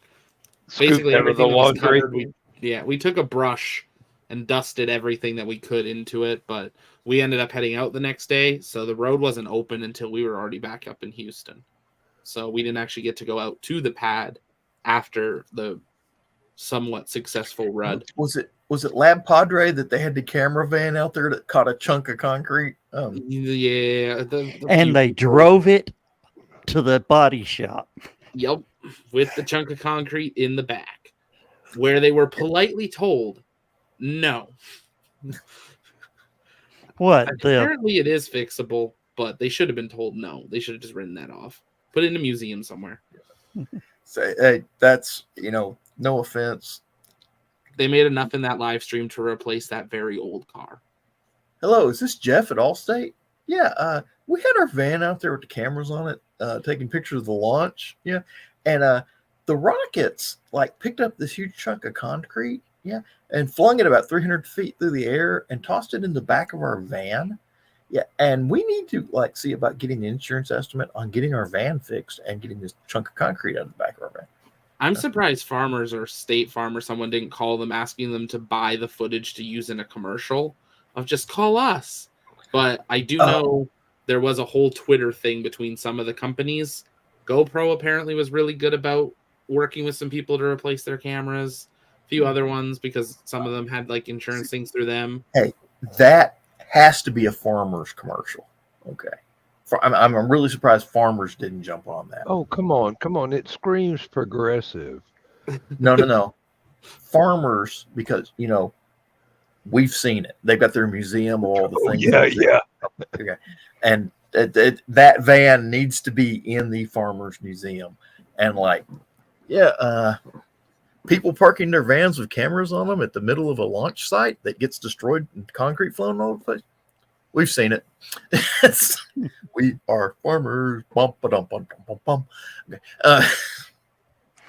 Okay. Do not say that to J.K. Simmons at an autograph signing. What? Oh, really? He doesn't like the fact that he did those. No, he's tired of hearing it from everybody that walks up. My problem tired of the page. Okay. Yeah, that's what I wonder. How can you be tired of a line from a commercial or something like that when you're still getting the damn paychecks? I'm sorry. I see J.K. Simmons, though, and I go right to Oz. And I can't get past that ever. I don't know if you ever watched Oz. Yes, I remember Oz. Yeah. It had awesome actors in it. Yeah. And him being the head of the Aryan Brotherhood was just really kind of Rita Moreno. I mean, I grew up with her. Okay, played a nun. Played a nun. She used to be the woman that started the electric company. On Hey, PBS. you guys! You guys! J.K. Simmons was also in the last Ghostbusters movie. Was he now? Yeah, he was the I just drew a blank on his damn name. The guy that built the building in New York City. The architect behind the building in New York City, or the Yeah. Okay. Oh, the one that Dana lived in and had the ghost and Yeah. Gozer the Gozerian. Yeah. Okay. Are you a god? God, Yes. Ray. That's the actual line from the movie. Are you a god? No. Then Ray. And she pulled the force yes. light. Dan, Ask if you're a god. when a ghost asks you if you're a god, you say yes. Well, in Afterlife, the question was asked again, and he's like, and they all look, and they all looked at him like, "You better say yes." better say yes.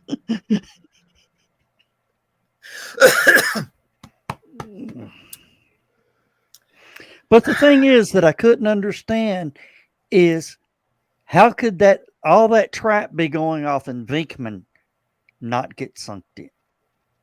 He knew better. Or is it? Hey, the first step in avoiding the trap is knowing of its existence. And he designed the damn thing. So There you go.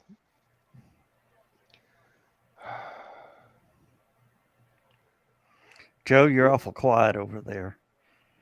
Well, he's on mute. Duh. Staying out of I trouble. need to smile. Hey, I mean, it's not like like you're going from a lightning bolt.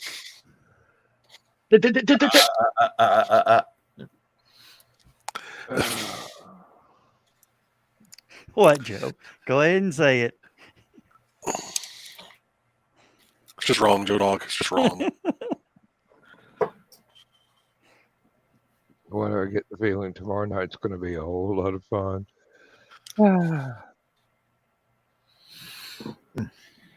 Heavens.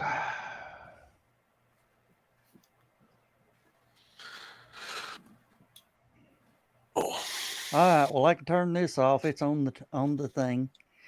They could So still they drop put her it. down. Yeah, they could still drop it, but the thing is, they ain't gonna dare take those chopsticks off.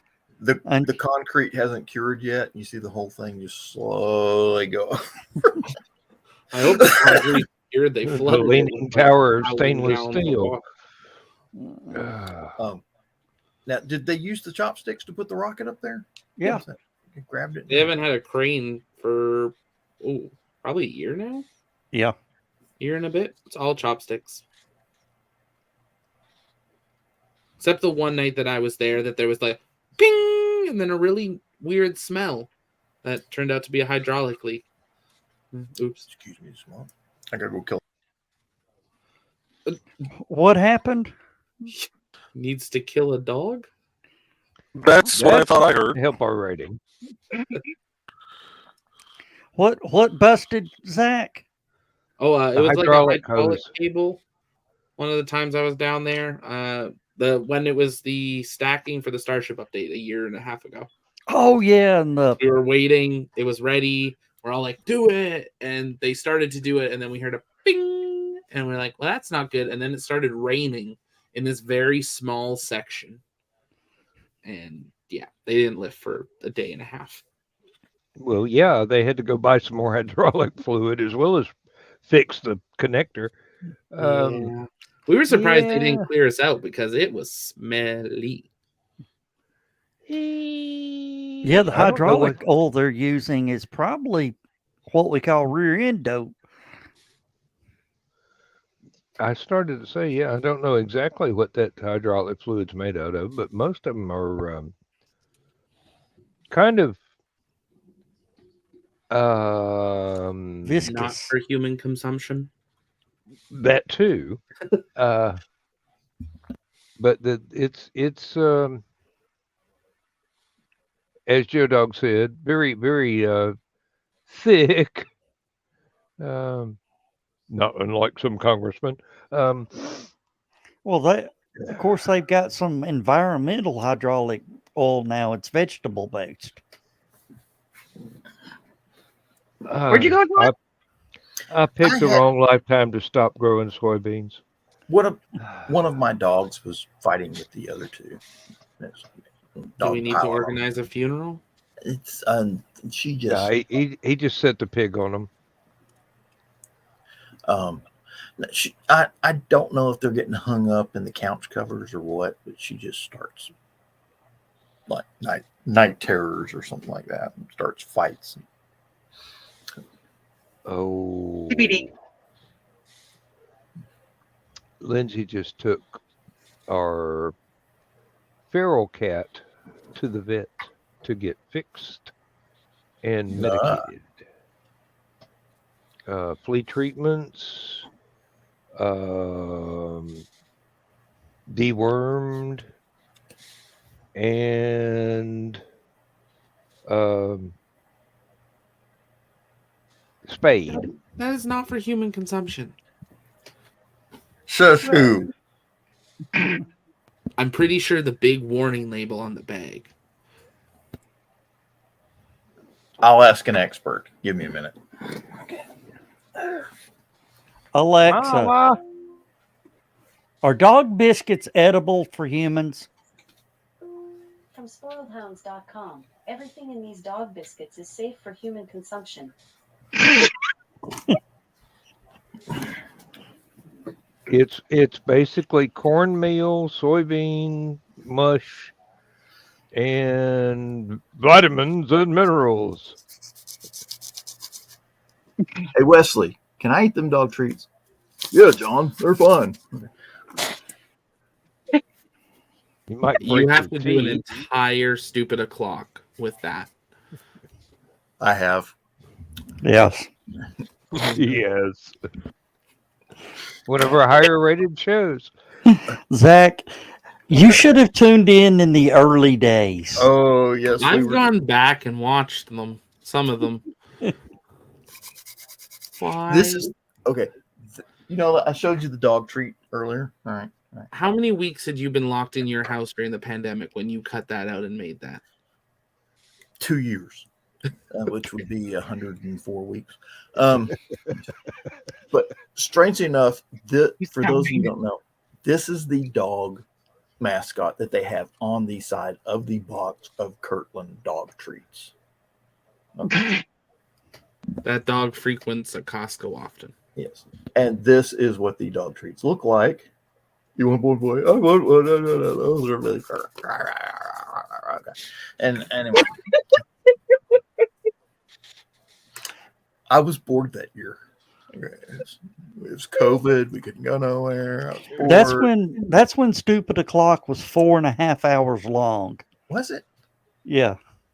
Oh well, it was Stupid. Yeah, that O'Clock, was then the Stupid After Show. Yeah. Which became Last Man Standing, and so technically, yeah, because Joe and John decided they wanted to go to bed instead of stay up all night. Well, that's a funny, sleep thing. It's kind of like eating. I have to do that like once a day. Yeah, I have to sleep at least once a day. You do that while you're at work, Dan. No, I do it while I'm on air. You just need to move this show over to Twitch. You could all sleep. The amount of money you could pull in.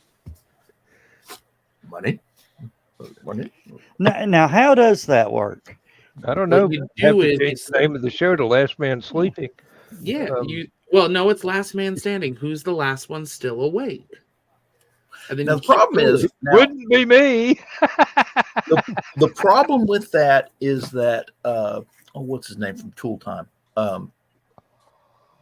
Tim Allen. Tim Allen. Tim Allen has a show called Last Man Standing. Yes. Yeah, I was very confused when I met Joe and he's like, "Come on, Last Man Standing." I was like, "I thought that got canceled twice." Not yet. No. Dan came along. Actually, it came from a pun that I came up with at a LibertyCon several years running. it got to be 3, 4 o'clock in the morning, and I was the only one up and walking around at the convention. Some of my best It just stuck in my memories. head. I used to pull security at a lot of sci-fi conventions, and some of my best memories from sci-fi conventions are from like 2 in the morning, trying to get drunks back to their rooms and stuff like that. Dan, I know the perfect panel Zach would love to just sit in and watch at Liberty. Wait a minute, Joe. Wait a minute.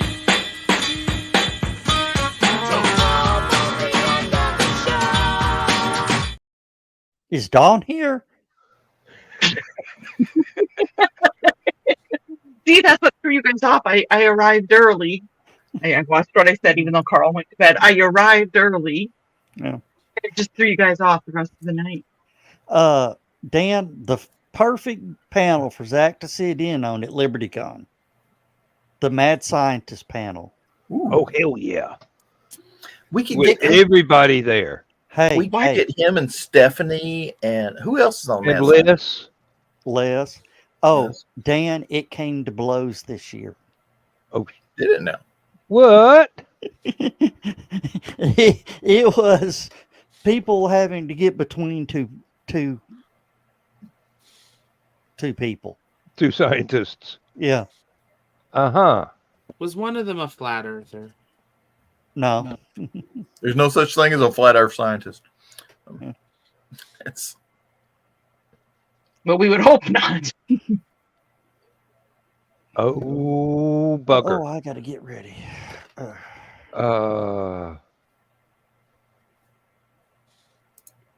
Tell me in private who those I don't know. I were. don't know who it was, but it was Les was just. I heard Les talking about it, but yeah, it was probably one of the most heated mad scientist panels in years. I hope somebody didn't wait till Doc Travis had a few drinks and then brought up string theory. That would be a bad thing. You see, folks, this is why you need to go to sci-fi conventions and hang out, is because you hear some of the most interesting off-wall conversations. Or just come here every Thursday or Saturday. You know, Oh, believe No. me, the real late night conversations at conventions make this look like Sunday this school. show is a pale comparison because what I'm talking. We actually started this show during the pandemic because we couldn't go to conventions, and this show is based upon those stupid conversations that we would have at the science fiction conventions after the programming was done. Just people sitting around in the hallways and lobbies and room parties and the bar downstairs and all sorts of like that, just talking. And All right, guys, it is time to say good night, everybody. Good night, Good night, everybody. Zach, thanks for Good night, showing everybody. up. Yeah, thanks for showing up, Joe, Dawn, Dan, John, Zach, Joe Dog. You have a good night, and we'll Wesley, have a good night, Wesley. Good night, Wesley. Good night, Wesley. No, shut up, Wesley. Fuck you, Picard. Okay. All right, good night, y'all. Good night.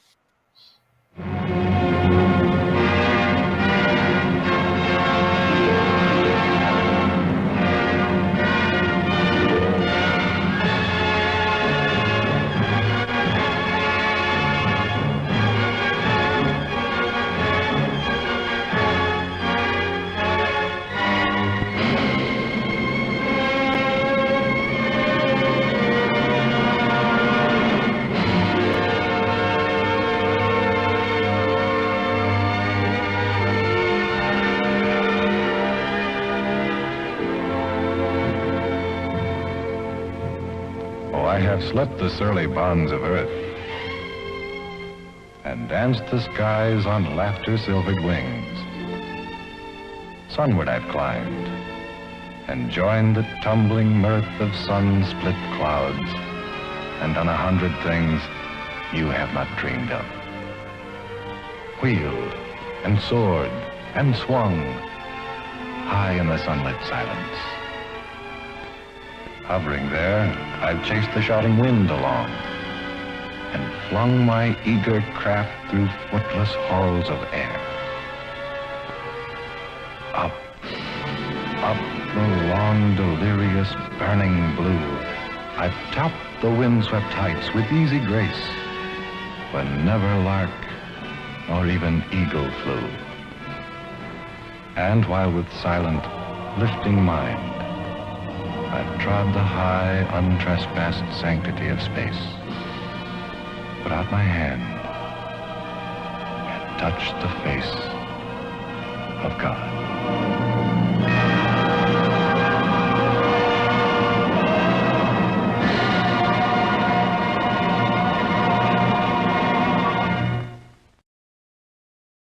No. Life on the road's no good for animal. Yeah, too many women, too many towns. And